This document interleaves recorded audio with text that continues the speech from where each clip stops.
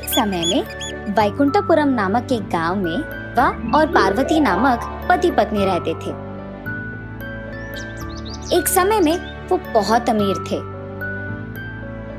लेकिन कुछ समय बाद अन्य वजहों के कारण वो उनका सारा जायदाद खो देते हैं और पार्वती भी उसके पति शिवा को खो देती है। पार्वती के 2 बच्चे थे, शिखंडी और शिवरानी। शिवरानी बहुत भोली थी और वो हर बात मानती थी। दूसरी तरफ शिखंडी को हमेशा जल्दबाजी थी और इतना ही नहीं, उसे गुस्सा भी बहुत जल्दी आता था। शिखंडी एक लड़के से प्यार करती है। वो उसके दोनों घर वालों को बिठा के बात करवा के उस लड़के से शादी कर लेती है। कुछ दिनों बाद शिखंडी उसके ससुराल चले जाती है, लेकिन शिवरानी उसकी माँ को सहारा देते हुए उन्हीं के घर पे रह जाती है।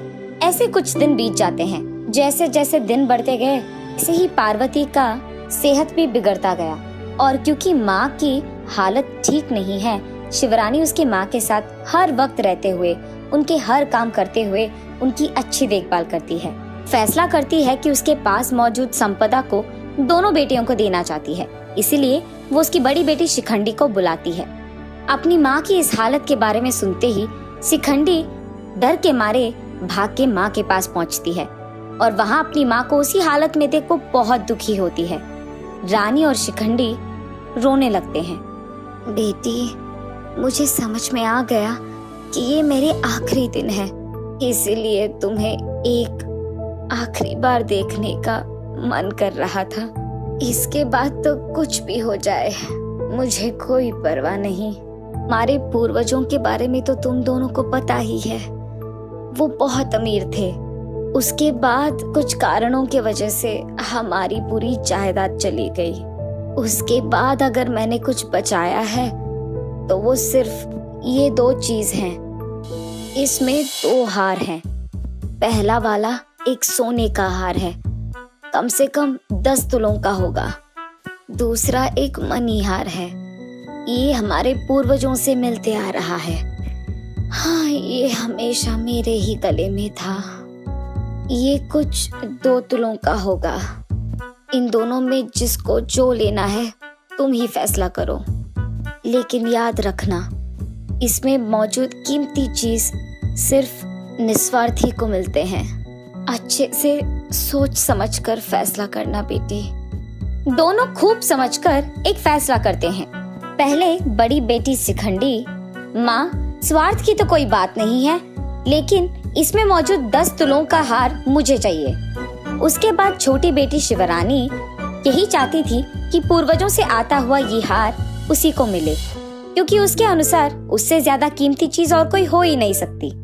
ये सुनकर पार्वती थोड़ा सा हंसकर ऐसे कहती है, तुम दोनों के फैसले अच्छे हैं।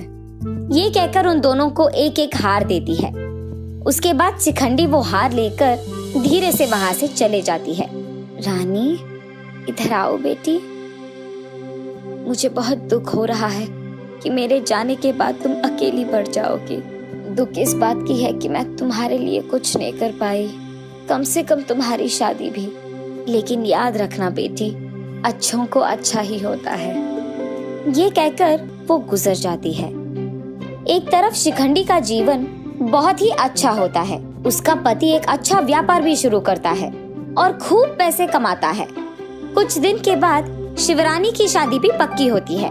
अपनी इकलौती बहन को शादी के लिए बुलाती है, लेकिन शिखंडी सोचती है कि कहीं उसे पैसे खर्च करने ना पड़ जाए, इसीलिए वो अपनी बहन के शादी पर भी नहीं जाती है। आखिरकार शिवरानी का शादी पड़ोसी गांव में खेती करने वाले एक किसान से होती है। ऐसे समय बीत जाता है।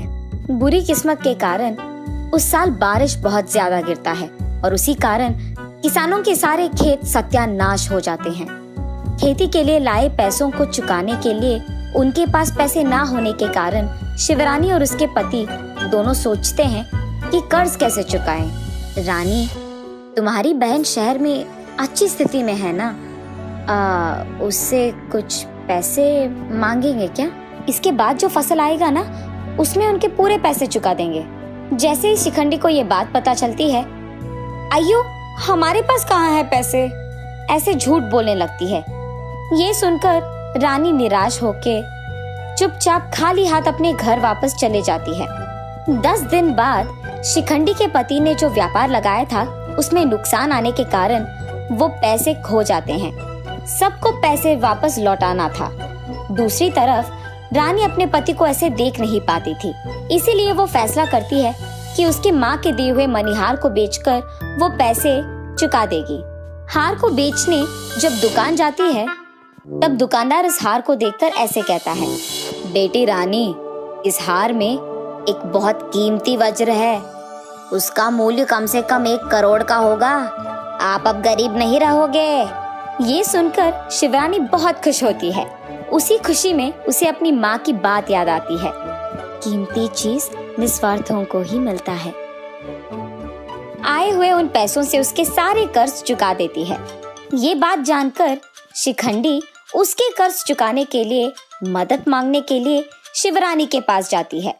रानी, तुम्हारी सहायता मांगते हुए भी मुझे बहुत शर्म आ रही है, क्योंकि जब तुम्हारी बुरा हाल था मैंने तुम्हारी मदद नहीं की, और तो और तुम्हारी शादी में पैसे खर्च करने की जरूरत पड़ जाएगी, ये सोचकर मैं तुम्हारी शादी को तक नहीं आई। लगता है कि उसी कारण मेरा आज ये हाल हो गया है। मुझे माफ कर दो बहन, अब मुझे कुछ पैसों की जरूरत है। क्या तुम मेरी मदद कर सकती हो? अरे दीदी, इतनी बड़ी बातें क्यों? मैं तुम्हारी बहन हूँ, तुम्हारी सहायता नहीं करूँगी तो और किसकी करूँगी? ये कहकर वो उनके कर्ज के लिए नहीं बल्कि सुख शांति से जीने के लिए और भी पैसे देकर उसके दीदी को वापस उसके शहर भेज देती है। कुछ दिन बाद रानी ये फैसला करती है कि जितने पैसे उसको चाहिए हैं वही उसके पास रखकर बाकी से वो उसके माँ के नाम एक आश्रम खड़ा करेगी। माँ, पूर्वजों से आता हुआ ये हार बेचने के लिए मुझे माफ कर दो। ये कहकर वो उसकी माँ के नाम पे एक आश्रम स्थापित करके सबकी मदद करते हुए रहती है। एक समय की बात है जब दूर एक राज्य में रहता था एक सच्चा और अच्छा महाराज। वह बहुत बुद्धिमान था और उसने एक शानदार सिंहासन खड़ा किया था। महाराज अत्यंत धनवान भी था। उनके पास थे 7 गुप्त कक्ष जहाँ पर वह अपना सारा सोना और धन रखा करते थे और केवल उन्हीं को उन कक्षों की पहुँच थी। उन कक्षाओं को खोलने की चाबी उनकी छड़ी थी जिसको वो हमेशा अपने पास ही रखते थे। छड़ी के ऊपर एक हरा रत्न था जिसको कक्ष के दरवाजे के ताले लगाने की छेद में डालना होता है, जिससे वो बड़ा दरवाजा खुल जाता है। अब सारे धन दौलत में महाराज को एक चीज बहुत प्यारी थी जो 7वें कक्ष में रखा हुआ था। वह एक सुंदर अंगूठी थी जिसको महाराज की माँ ने मरने से पहले दिया था। अतः महाराज ने उस अंगूठी को एक शीशे के बक्से में रखा था। हर रोज अपनी माँ की याद में वह उस अंगूठी को देखा करते थे और फिर अपनी छड़ी से दरवाजा पर ताला लगा देते थे।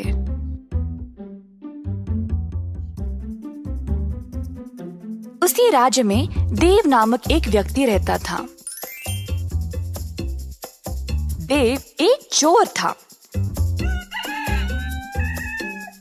लोगों का जेब मारना,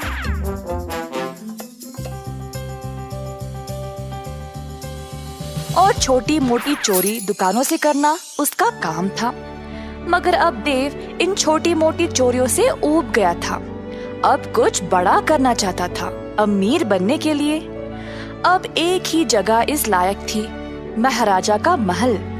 पर वो उधर जाएगा कैसे? महाराजा से ही सीधा कैसे चोरी करेगा? देव लालची था और कई दिनों तक इस महा चोरी की योजना बना रहा था।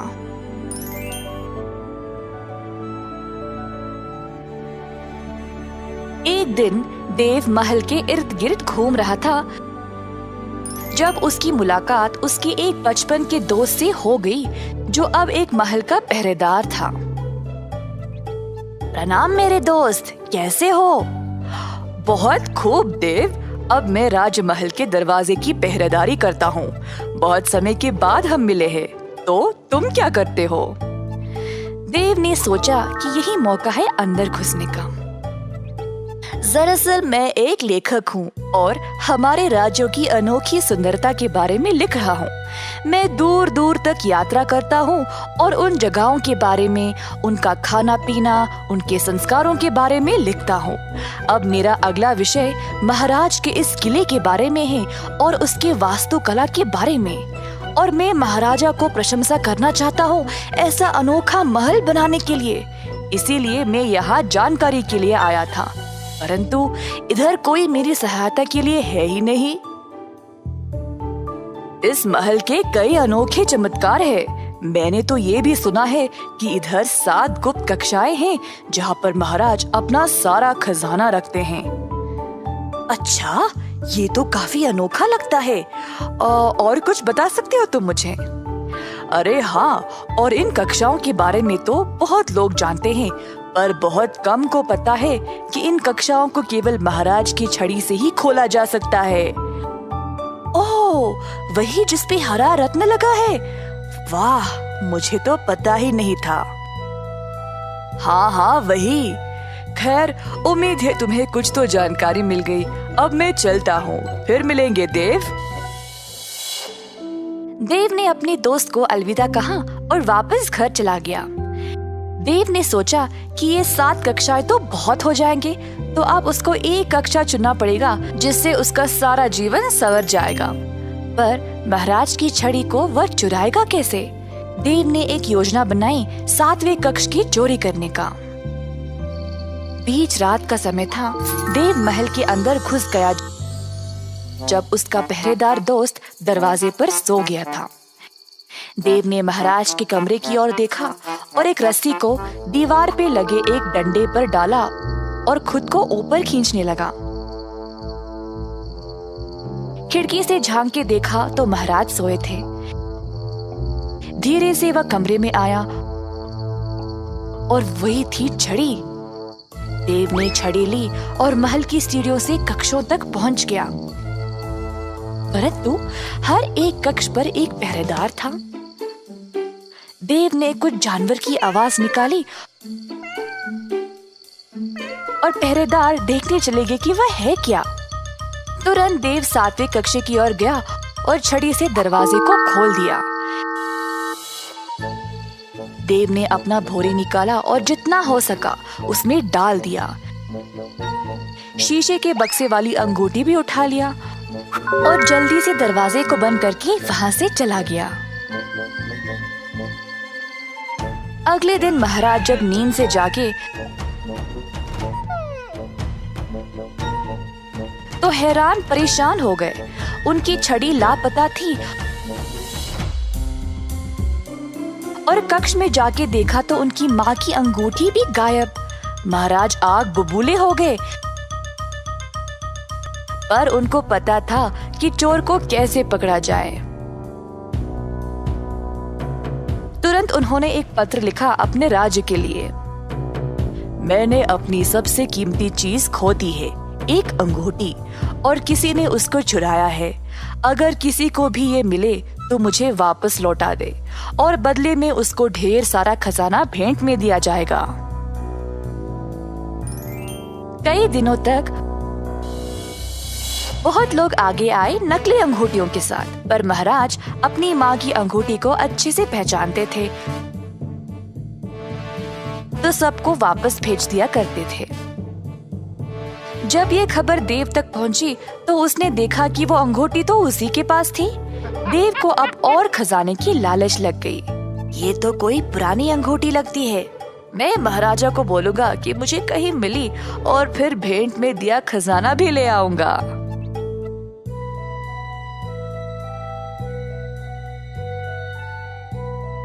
देव महाराज के पास गया और बोला, प्रणाम महाराज, मुझे ये अंगूठी मिली है तो आपको दिखाना चाहता था। अगर ये आपकी है तो ले ले और मुझे बदले में कुछ नहीं चाहिए। महाराज ने अंगूठी की ओर देखा और उसको पहचान लिया। धन्यवाद, ये मेरी ही है। देव अखड़ने लगा। अब वो और भी धनवान बनने वाला था क्योंकि महाराज खुश लग रहे थे। एक मिनट, इस अंगूठी को तो तुमने ही चुराया है ना? ये अंगूठी खोई नहीं थी। मैंने वो पत्र इसीलिए भेजा था क्योंकि मुझे पता था कि चोर बहुत लालची होगा। कई लोगों ने नकली अंगूठियां लाई थी, पर केवल तुमने असली वाली लाई क्योंकि तुम ही चोर हो। सैनिकों, ले जाओ इसको और सलाखों के पीछे डाल दो हमेशा के लिए। नहीं नहीं महाराज, माफ कर दो, मैं सब कुछ वापस लौटा दूंगा। कृपया मुझे सलाखों के पीछे मत डालो। इस कहानी से हमें ये सीख मिलती है कि लालची लोगों को हमेशा मुसीबत झेलनी पड़ती है।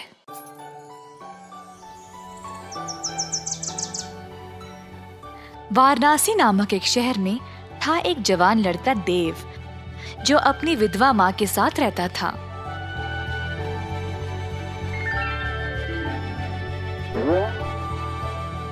उनकी थी 1 एकड़ की जमीन, जिसमें वह काम करके अपनी रोजी रोटी कमाते थे। एक दिन अचानक से आए 2 सैनिक और देव को बिना उसकी कोई गलती कैद खाने ले गए।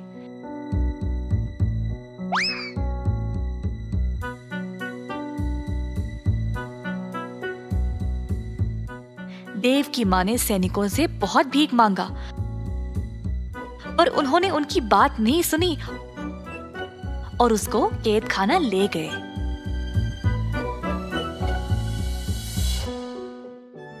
देव की माँ अब बेसहारा बन गई क्योंकि उसका ख्याल रखने वाला और कोई नहीं था।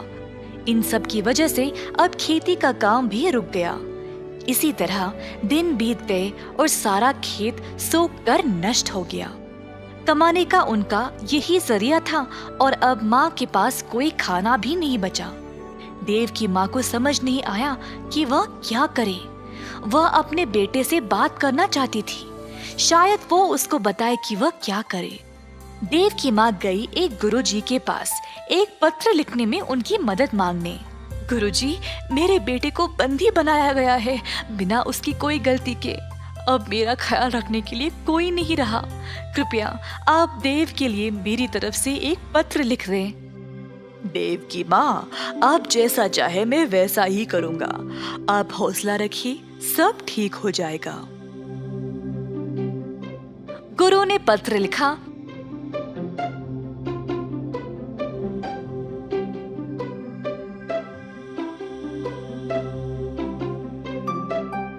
और फिर देव की माँ उसको कैद खाना ले गई। दरवाजे पर पहरेदार ने माँ को रोका।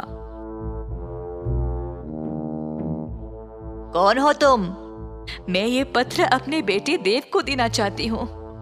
आपको अंदर जाने की आवश्यकता नहीं है, इस पत्र को उस डिब्बे में डाल दो। देव की माँ ने वैसा ही किया और वहाँ से चली गई। कैद खाने पर जो भी खाना, पत्र या तोहफे आते थे, पहले पहरेदार उनको जांचते थे और तब ही कैदियों तक पहुंचाते। इसी तरह देव की माँ का पत्र भी पहले पहरेदार ने जांचा और फिर देव तक पहुंचाया। माँ का पत्र पढ़कर देव को बहुत बुरा लगा। वह सोच रहा था कि वह क्या करे जब उसके बाजू में एक और कैदी ने बोला, हे देव, तुम्हारे परिवार ने क्या भेजा है तुम्हारे लिए? कुछ नहीं भाई, बस ये पत्र है। मेरी पत्नी ने मेरे लिए मेरा मनपसंद केक भेजा है, पर इन पहरेदारों ने तो इनको पूरा खराब कर दिया। तो हमें जो भी मिलता है हर एक चीज की जांच होती है क्या? हाँ जी भाई साहब। देव को इस बारे में पता लगने के बाद उसने वापस अपनी माँ को एक पत्र लिखा। पहरेदार एक एक करके पत्र पढ़ते गए जब एक पहरेदार ने बोला, हे, देखो इस पत्र में क्या लिखा है। क्या है, जरा दो इधर। पहरेदार ने फिर जोर से पत्र को पढ़ा। मैया, आप मेरी चिंता ना करें। बहुत साल पहले बापू ने हमारे खेत में एक मटका छुपाया था जिसमें बहुत सारा सोना और खजाना रखा है। आप उस मटके को खोद निकालो और फिर उस धन से आपकी सारी परेशानी समाप्त हो जाएगी। अच्छा, चलो भाई, जल्दी जाकर इस खजाने को ढूंढ निकाले। दोनों पहरेदार लालची बन गए और देव के खेत पर जाकर जमीन खोदने लगे। खोदते खोदते उन्होंने पूरे 1 एकड़ की जमीन को खोद दिया और उनको कोई खजाने का मटका मिला ही नहीं। जल्द वे थक गए। क्या करे ये ना जानकर दोनों पहरेदार वापस कैद खाना चले गए। अगली सुबह जब देव की माँ जागी तो उसने देखा कि सारा जमीन जोता हुआ था और ताजी मिट्टी बाहर आई हुई थी। देव की माँ ने फिर से खेती बाड़ी का काम शुरू किया और अन्य बीज बोया। धीरे धीरे वह पैसे कमाने लगी और कुछ ही समय में उसने काफी पैसे जमा लिए, जिससे उसने अपने बेटे को जेल से रिहा करवा लिया।